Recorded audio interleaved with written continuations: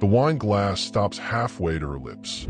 Dorian Hale stands beside the table in his white shirt and red bow tie, holding a bottle of Chateau Margaux like it weighs nothing. The woman across from him, Muriel Arden, tech investor, destroyer of startups, owner of 3 downtown penthouses, leans back in her chair with a smirk that could cut steel. She asked him a question, not because she wanted an answer, because she wanted her friends to laugh. "Come on," she says again, louder this time, making sure the neighboring tables can hear. "Give us some financial advice. What does a waiter think about investing $10 million into a startup run by 20-year-olds who think they're the next Silicon Valley gods?" Her 3 companions, wealthy, well-dressed, bored, wait for him to stammer, to apologize, to disappear.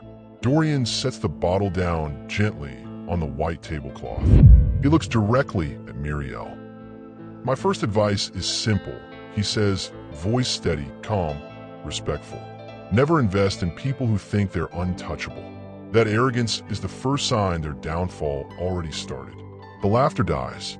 One of the men at the table blinks twice, like he just heard something in a language he almost understands. The woman on Muriel's left stops chewing. The air in the restaurant shifts, not loud, not dramatic, just different. Muriel's fingers tighten around the stem of her wine glass. Her smile doesn't move, but something behind her eyes does. Something cold, something dangerous. She wasn't expecting that. She wasn't expecting him.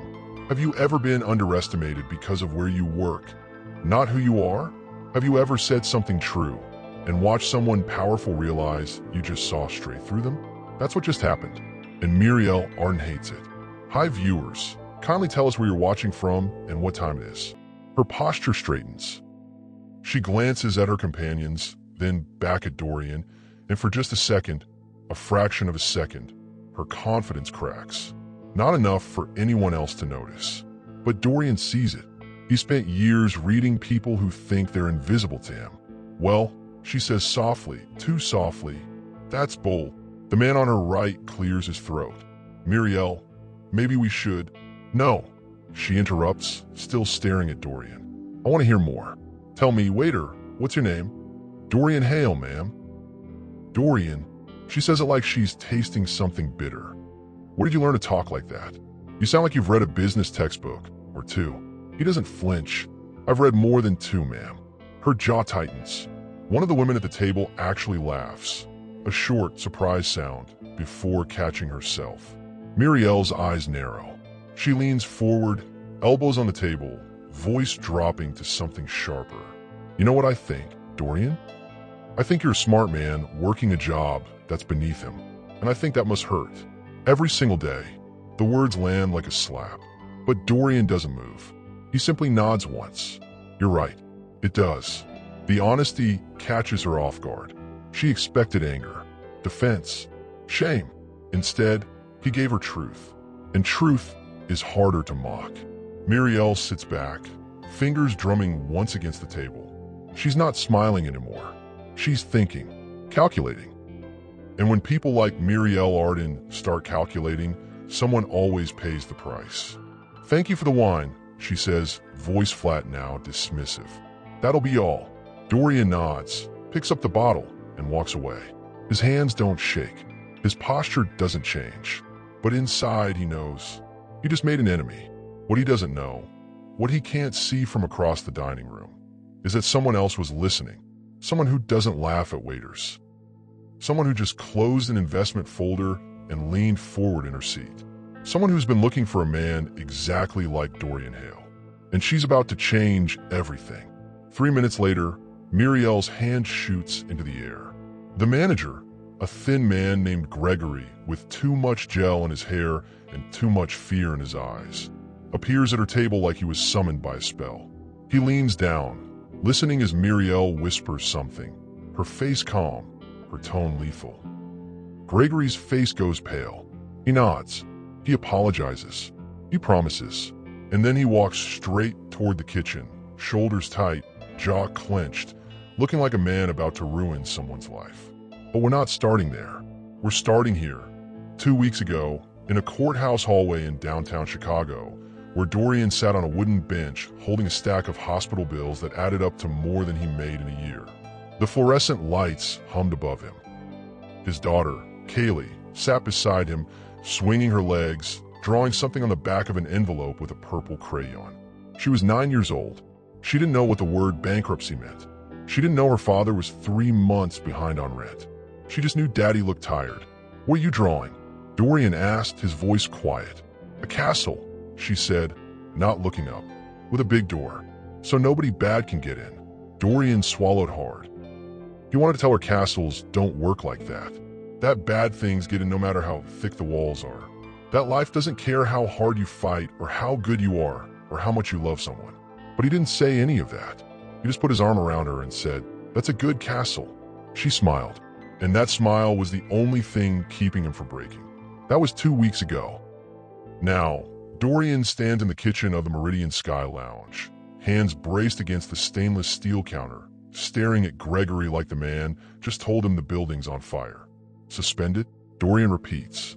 "For a week," Gregory says, voice low, apologetic but firm. "Muriel says you were rude. She's threatening to leave a review that could tank our ratings."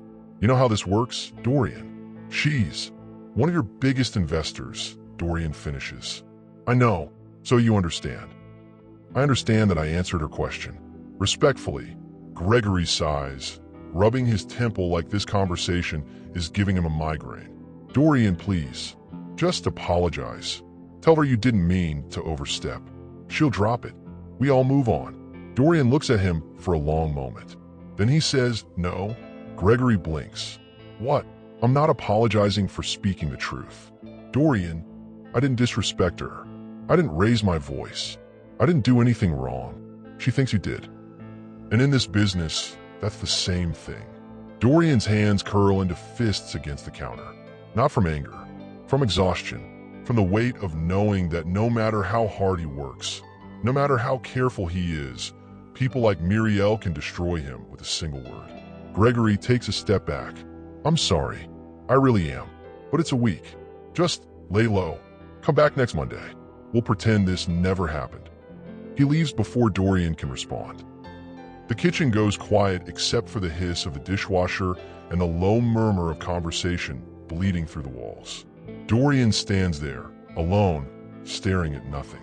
A week without pay. A week without tips. A week of watching his daughter's face when he tells her they can't afford the shoes she needs for gym class. He closes his eyes, and that's when his phone buzzes.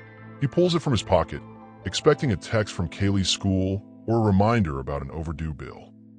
Instead, it's a message from the restaurant's private booking system. "A guest has requested you personally for a private dinner tomorrow evening, 7 p.m. Name, Eris Volmont." Dorian frowns. He's never heard that name before, but someone just asked for him by name. And tomorrow, he'll find out why.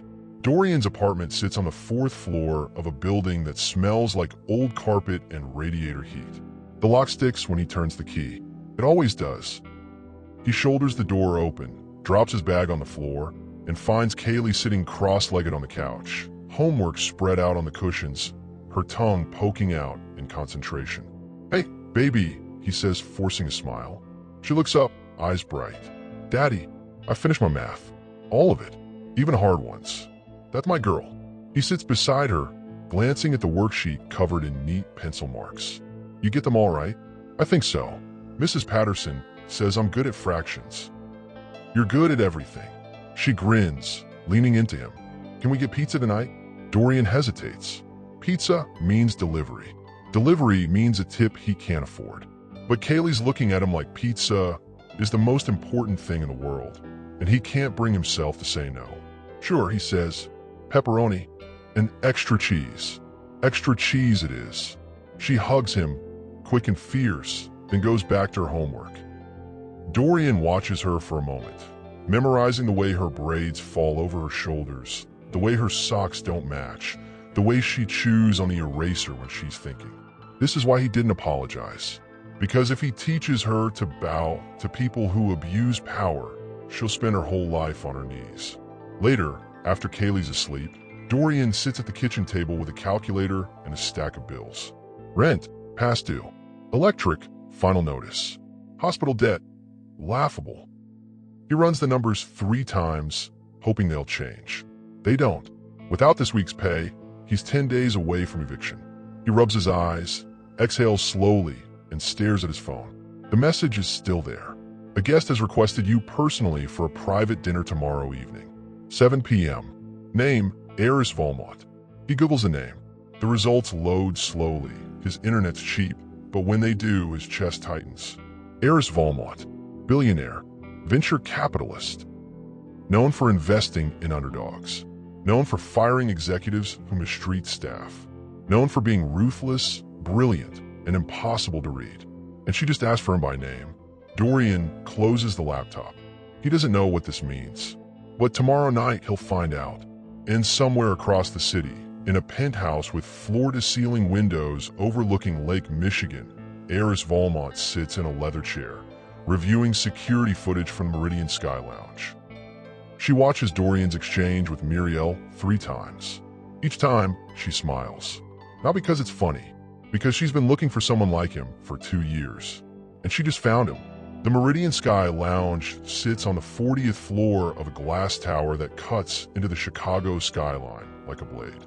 From the street, it looks untouchable. Inside, it smells like money. Muriel Arden walks through the entrance at exactly 8 p.m., flanked by her usual entourage.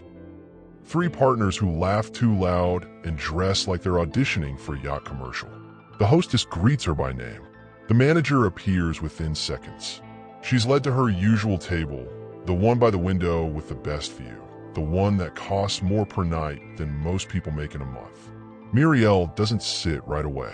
She scans the room first, eyes sharp, looking for something or someone to entertain her. That's when she sees him.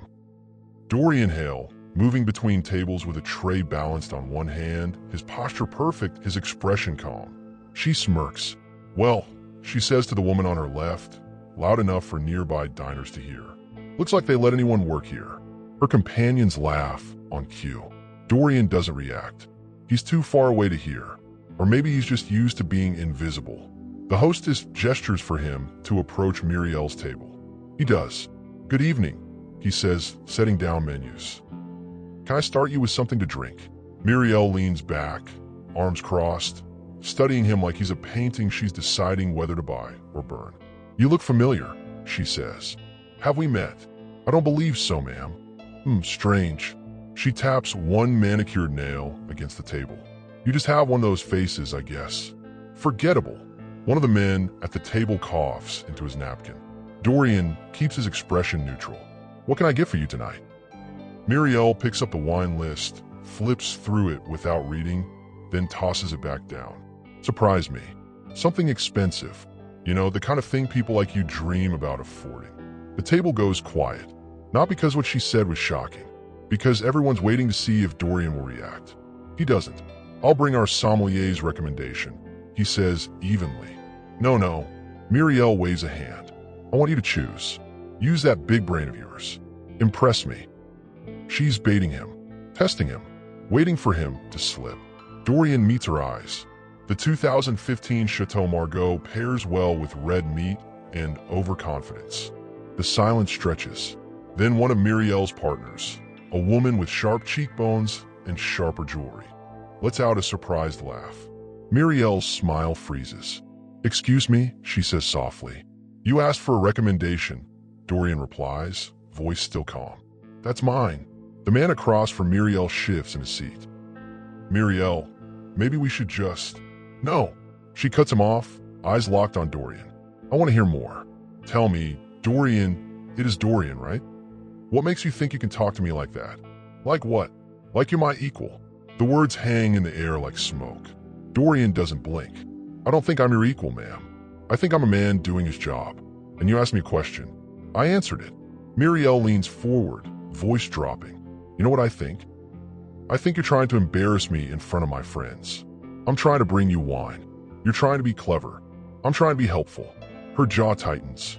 You're crossing a line. Then tell me where the line is, Dorian says quietly, and I'll stay behind it. For a moment, Muriel doesn't speak. Then she smiles. Not a friendly smile. A smile that says, you just made a mistake. She turns to the manager, who's been hovering near the bar, and snaps her fingers. Gregory rushes over, and Dorian knows, before she even opens her mouth, that everything's about to fall apart. Gregory's office is small, cramped, and smells like burnt coffee. Dorian stands in front of the desk, hands at his sides, while Gregory sits with his head in his hands like a man who's just been told the world is ending. She says you insulted her. Gregory says, voice thin. I didn't. She says you were condescending. I answered her question. She says you embarrassed her in front of important clients. Dorian exhales slowly. What do you want me to say, Gregory? I want you to apologize. For what? For whatever she thinks you did. Gregory's voice cracks. He takes a breath, steadies himself. Look, Dorian, I know you. I know you're good at your job. I know you don't cause trouble. But Muriel Arden is not someone we can afford to lose. Do you understand that? I understand that she's rich. She's more than rich. She's connected. She's influential. One bad review from her, and we're done. Do you get that? Done. Dorian looks at him for a long moment. Then he says, so I'm supposed to let her treat me like I'm nothing. I'm asking you to be smart. I'm asking you to have a spine. Gregory flinches. Don't do this. Do what? Stand up for myself. Make this harder than it has to be. Gregory rubs his face. Just apologize. Tell her you didn't mean to overstep. She'll accept it. We all move on. Dorian shakes his head slowly. No, Dorian, no. His voice is firmer now. I didn't disrespect her. I didn't insult her. I did my job. And if that's not good enough, then fire me. But I'm not apologizing for telling the truth. Gregory stares at him like he's watching a car crash in slow motion. Then he sighs. You're suspended. 1 week. No pay. The words hit like a punch to the gut. Dorian's chest tightens. Gregory, I'm sorry. I really am. But I don't have a choice. You always have a choice. Not this time. Gregory won't meet his eyes. Clean out your locker. Go home. Come back next Monday. Dorian doesn't move. He wants to argue. He wants to fight. He wants to tell Gregory that men like him are the reason people like Muriel get away with everything. But he's tired, and he has a daughter waiting at home who doesn't need to see her father fall apart. So he nods once and walks out. The hallway feels longer than it should. His footsteps echo against the tile.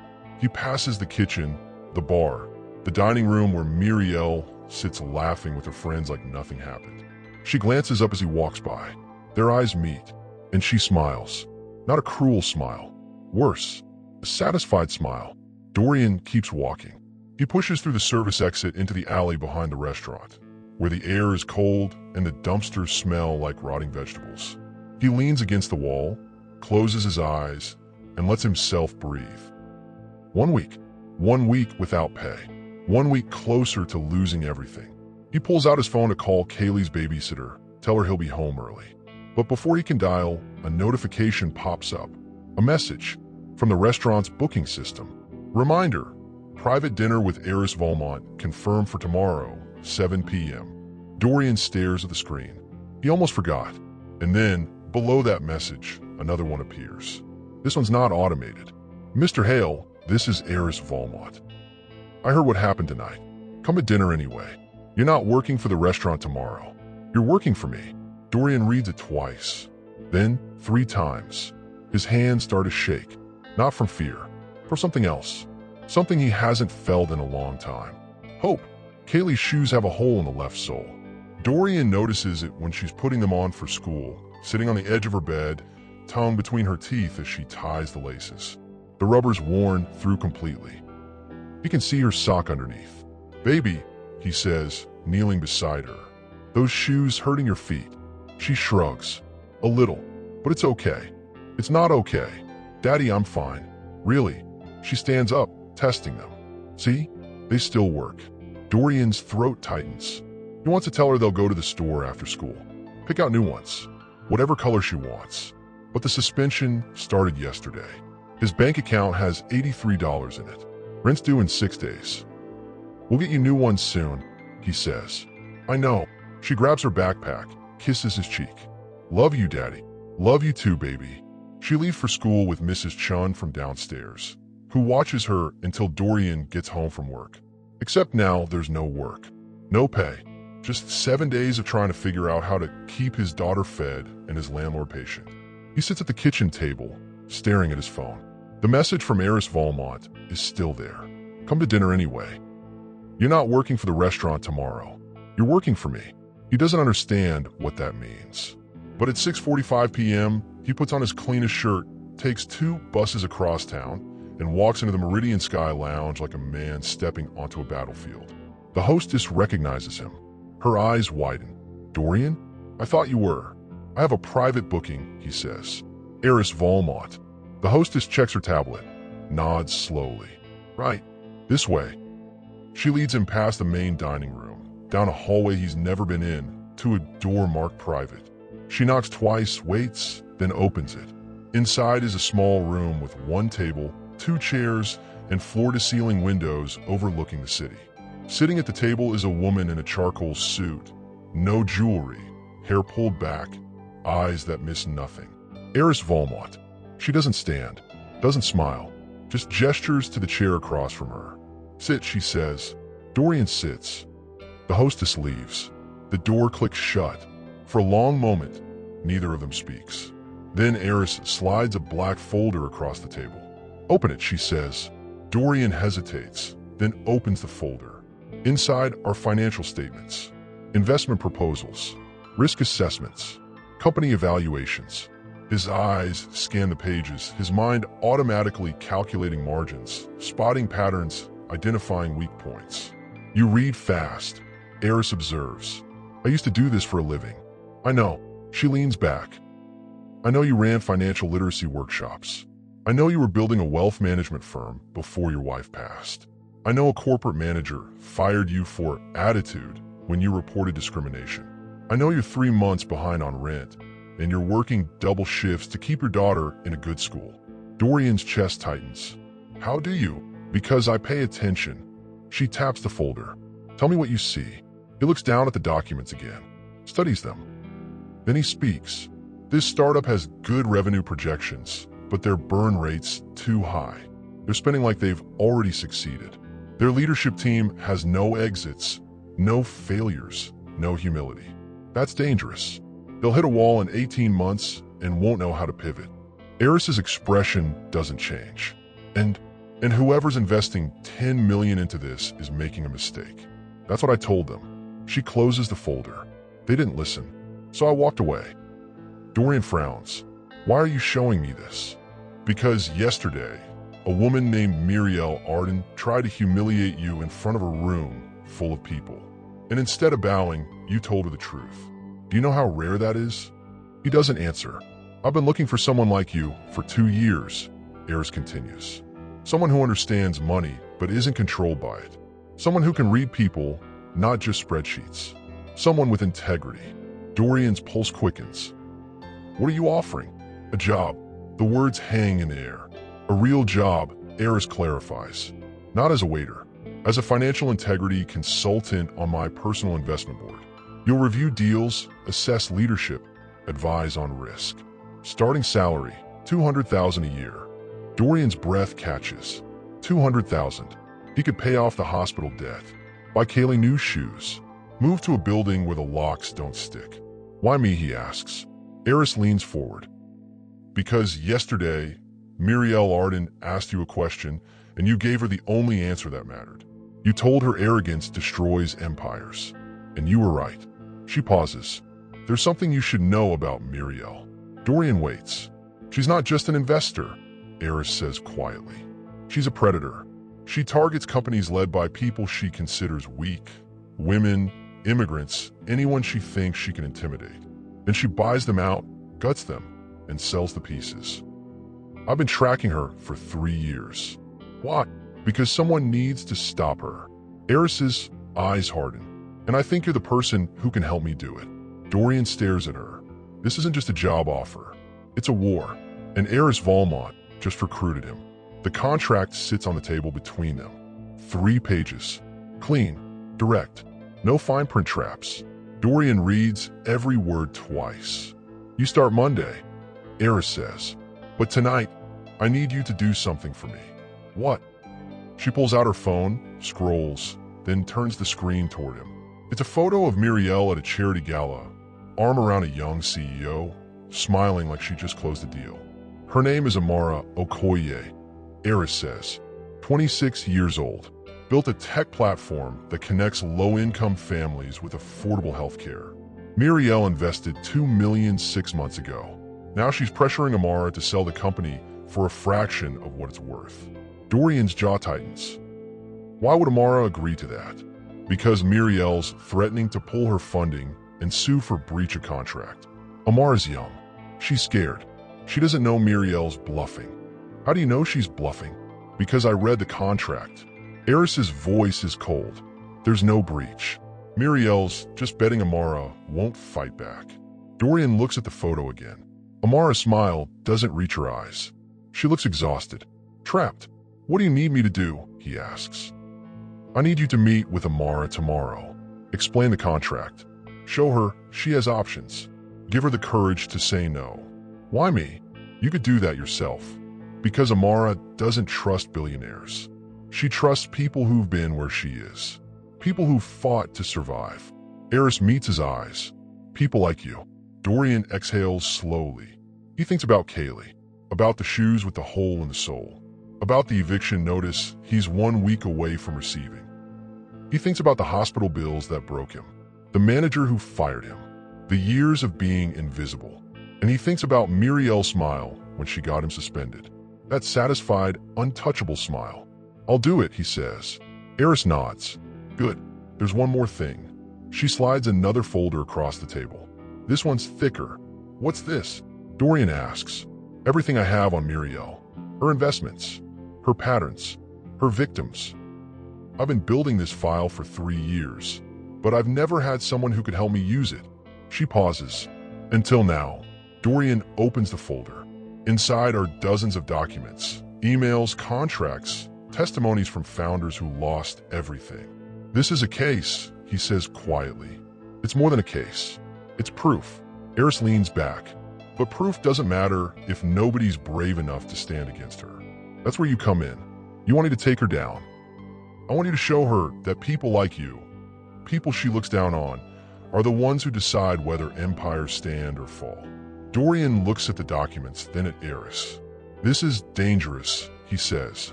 I know. She'll come after me. She already has. Dorian's fingers tighten on the folder. He thinks about everything he's lost, everything he's fought for, everything he's still trying to protect. Then he thinks about Kaylee asking if her shoes are okay, and he makes his choice. When do we start? He asks.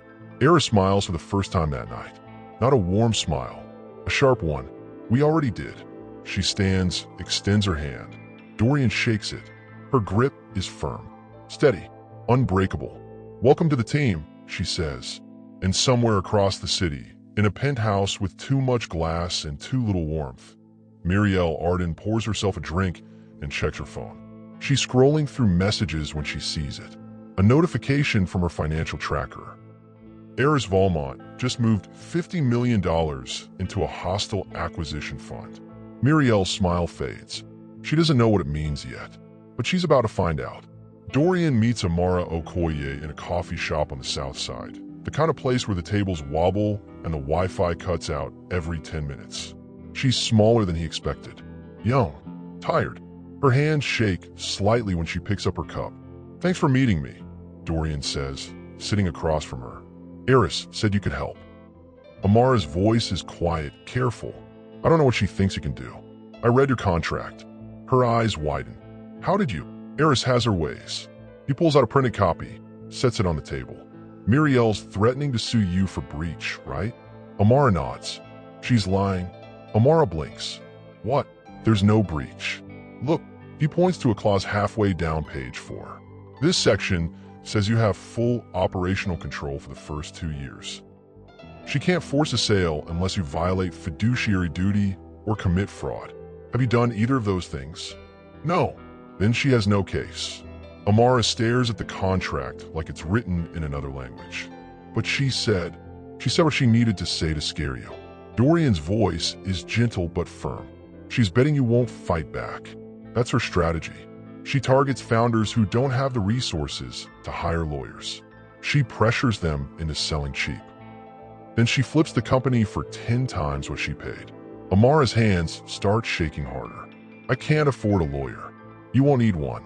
If she sues, she'll lose. And she knows it. He leans forward. But you have to call her bluff. You have to say no. Amara looks down at her coffee. She'll pull her funding. Maybe. But Eris is willing to match it. Double it, even. Amara's head snaps up. Why would she do that? Because she believes in what you're building. And because she's tired of watching people like Muriel destroy good companies. For a long moment, Amara doesn't speak. Then she says, I'm scared. I know. What if I mess this up? What if I lose everything? Dorian thinks about the hospital bills, the eviction notices, the nights he couldn't sleep because he didn't know how he'd feed his daughter. You're already losing everything, he says quietly. The only question is whether you lose it on your knees or on your feet. Amara's eyes fill with tears, but she doesn't look away. What do I do, she asks. You send Muriel an email. Tonight. You tell her you've reviewed the contract with legal counsel. You tell her there's no breach. And you tell her if she wants to exit the investment, she can do it at fair market value. No discount. Amara swallows hard. And if she refuses, then she walks away. And Eris steps in. And if she retaliates, then we fight. Dorian's voice hardens. Together. Amara wipes her eyes. Nods once. Then twice. Okay, she whispers. Okay. She pulls out her laptop, opens her email, and starts typing. Dorian watches her hands stop shaking, watches her shoulders straighten, watches her become the founder she was always supposed to be. When she hits send, she looks up at him. What happens now? Now, Dorian says, we wait. 3 hours later, Muriel's response arrives. It's short. You just made a very expensive mistake. Amara reads it, then looks at Dorian, fear creeping back in her eyes. But Dorian just smiles. No, he says, she did. Because what Muriel doesn't know, what she won't know until it's too late, is that Eris Valmont just filed paperwork to acquire Muriel's largest competitor. And the first person she's hiring to run due diligence is Dorian Hale. The man Muriel tried to break is about to become the person who decides her future. And justice, quiet and cold, is already in motion. 1 week later, Muriel walks into the Meridian Sky Lounge at exactly 8 p.m. Same table, same entourage, same arrogance. Except tonight, something's different. The hostess greets her with a tight smile. The manager doesn't rush over. And when Muriel sits down, she notices a reserved sign on the table beside hers.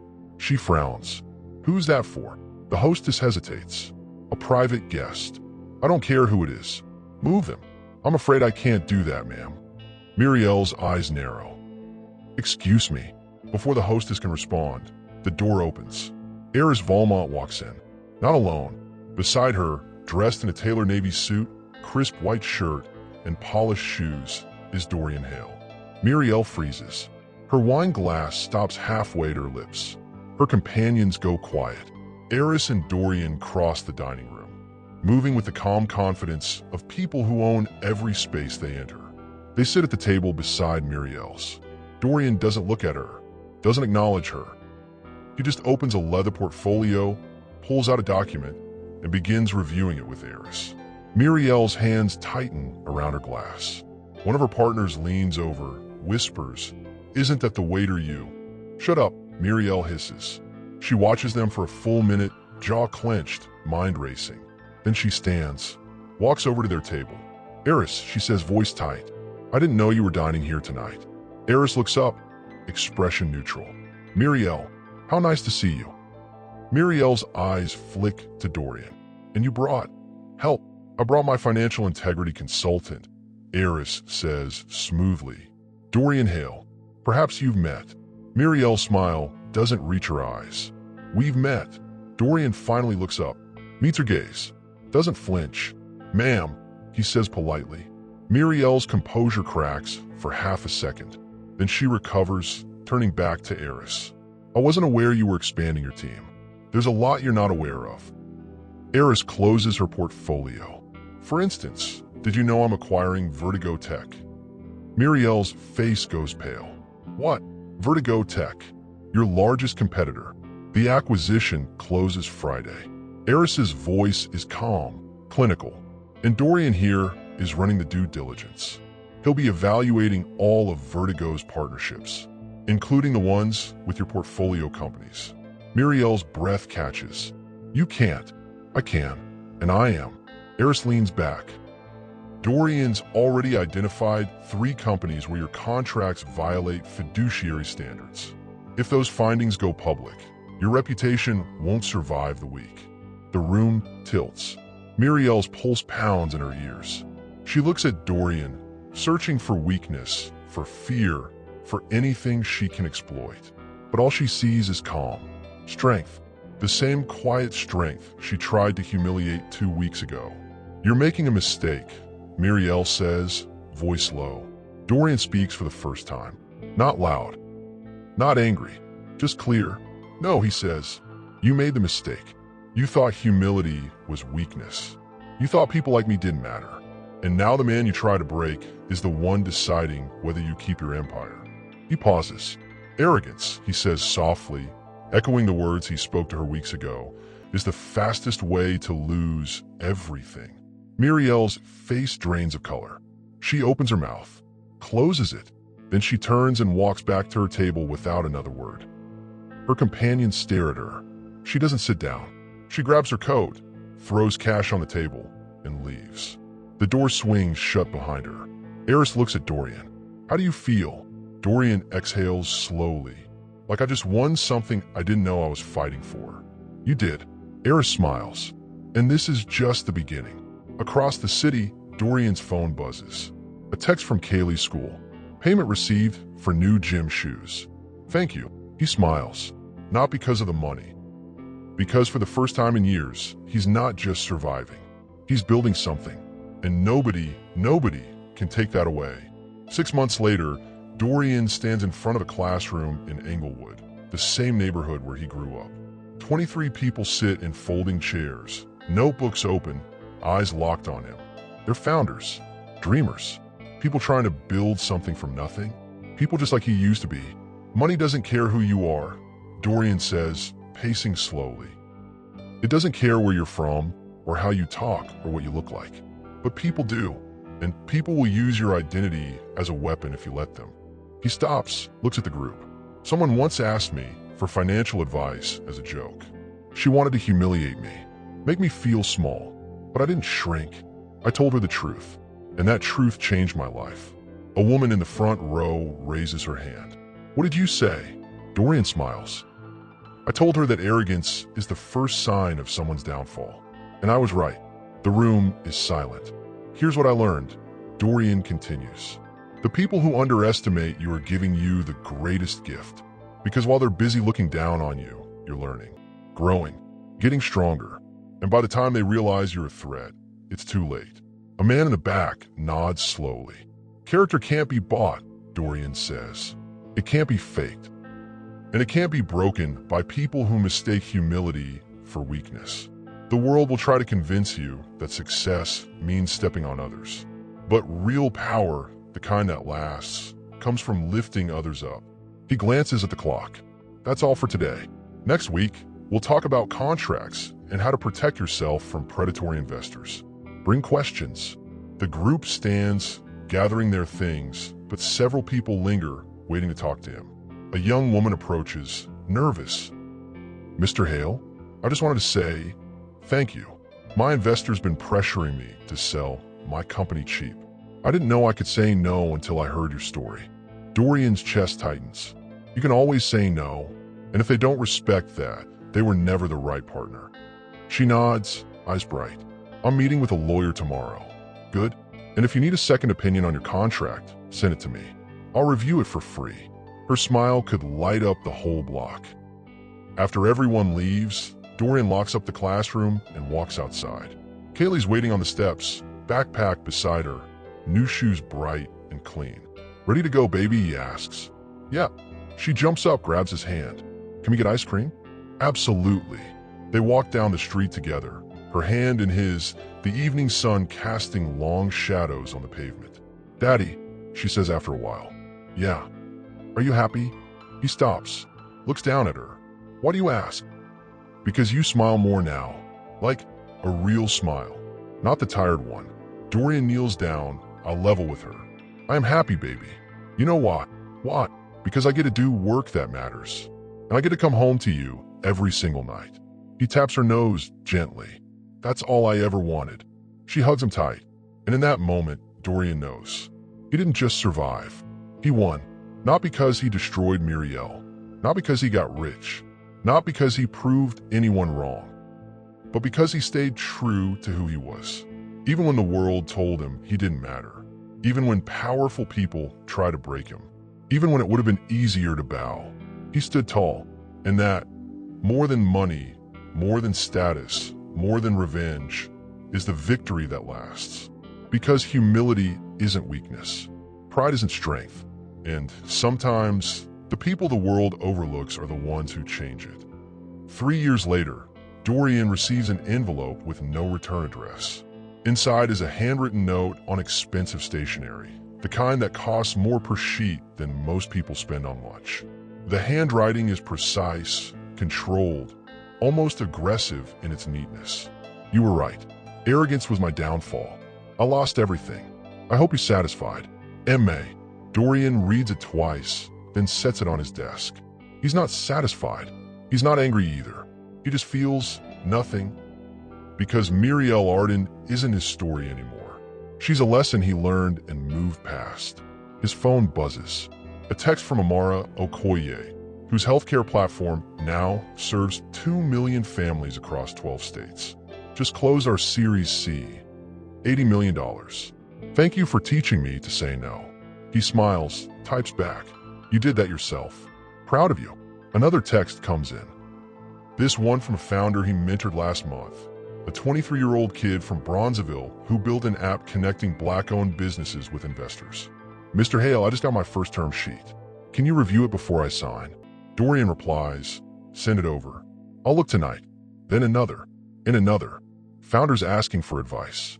Investors requesting introductions. Universities inviting him to speak. His calendar is full for the next 6 months. But tonight, he's home. Kaylee sits at the kitchen table, 12 years old now, working on a science project about financial literacy in underserved communities. Daddy, can I interview you for my project? She asks, looking up from her laptop. Of course. What do you want to know? What's the most important thing you've learned about money? Dorian thinks for a moment, then sits beside her. That money doesn't define you, he says. It's a tool, nothing more. The people who forget that, who start believing their bank account makes them better than others, those are the people who lose everything that actually matters. Kaylee types quickly, then pauses. Is that what happened to that woman? The one who got you fired? Suspended, he corrects gently. And yes, that's exactly what happened. Do you ever think about her? Sometimes. Do you hate her? Dorian shakes his head. No, baby. I feel sorry for her. Why?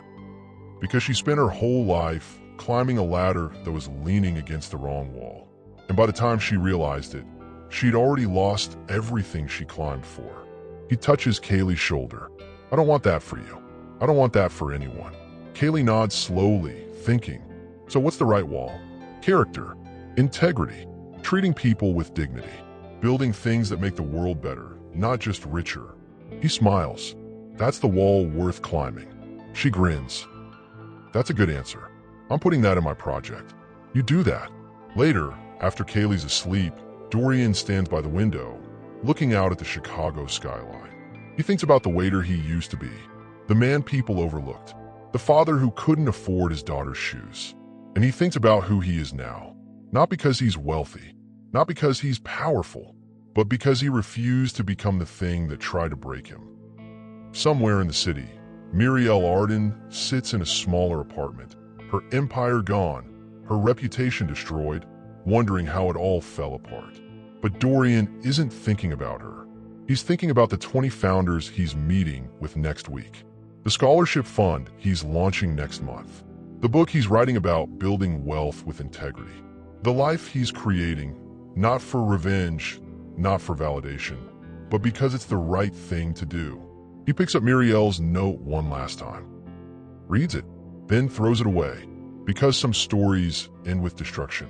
But the best ones? They end with creation. And Dorian Hale is just getting started.